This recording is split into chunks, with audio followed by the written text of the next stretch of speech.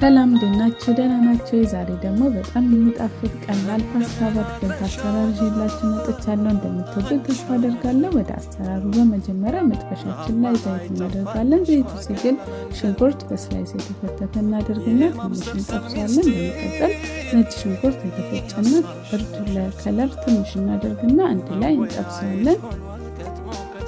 ከተጠበሰ በኋላ የተፈተፈ ቲማቲም እናደርግና ቲማቲሙንም ለትንሽ ደቂቃ እንጠብሳለን። በመቀጠል በቀጫጭኑ የተፈተፈ ጥቅል ጎመን እናደርግና እንጠብሳለን። አነስተኛ ሙቀት ላይ አድርገን እንከድናለን። ጥቅል ጎመኑ በግማሽ ከበሰለ በኋላ ካሮት እንደዚህ በቀጫጭን የተከተፈ እናደርግና አንድ ላይ እንዲበስል ከድነን እንተዋለን። ካሮቱን ጥቅል ጎመኑን ሲበስል ጨውና ቃሪያ እንጨምራለን። ቃሪያ መጠቀም ማትፈልጉ መተው ትችላላችሁ። ቆንጆ የሚጣፍጥ ፍሌቨር ይሰጠዋል።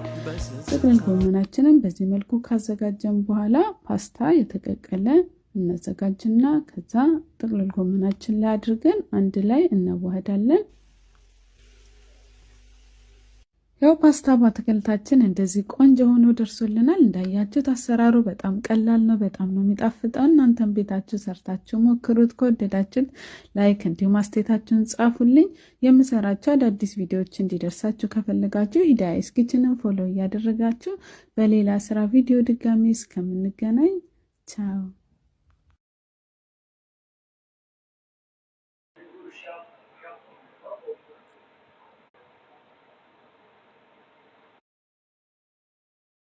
ሰላም ደናችሁ ደህና ናችሁ? ዛሬ ደግሞ በጣም የሚጣፍጥ ቀላል ፓስታ በአትክልት አሰራር ይዤላችሁ መጥቻለሁ። እንደምትወዱት ተስፋ አደርጋለሁ። ወደ አሰራሩ በመጀመሪያ መጥበሻችን ላይ ዘይት እናደርጋለን። ዘይቱ ሲግል ሽንኩርት በስላይስ የተከተፈ እናደርግና ትንሽ እንጠብሰዋለን። በመቀጠል ነጭ ሽንኩርት የተፈጨና እርድ ለከለር ትንሽ እናደርግና አንድ ላይ እንጠብሰዋለን።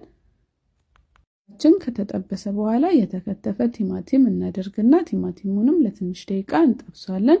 በመቀጠል በቀጫጭኑ የተከተፈ ጥቅል ጎመን እናደርግና እንጠብሰዋለን። አነስተኛ ሙቀት ላይ አድርገን እንከድነዋለን። ጥቅል ጎመኑ በግማሽ ከበሰለ በኋላ ካሮት እንደዚህ በቀጫጭን የተከተፈ እናደርግና አንድ ላይ እንዲበስል ከድነን እንተዋዋለን። ካሮቱም ጥቅል ጎመኑም ሲበስል ጨውና ቃሪያ እንጨምራለን። ቃሪያ መጠቀም ማትፈልጉ መተው ትችላላችሁ፣ ግን ቆንጆ የሚጣፍጥ ፍሌቨር ይሰጠዋል። ጥቅል ጎመናችንን በዚህ መልኩ ካዘጋጀን በኋላ ፓስታ የተቀቀለ እናዘጋጅና ከዛ ጥቅል ጎመናችን ላይ አድርገን አንድ ላይ እናዋህዳለን። ያው ፓስታ በአትክልታችን እንደዚህ ቆንጆ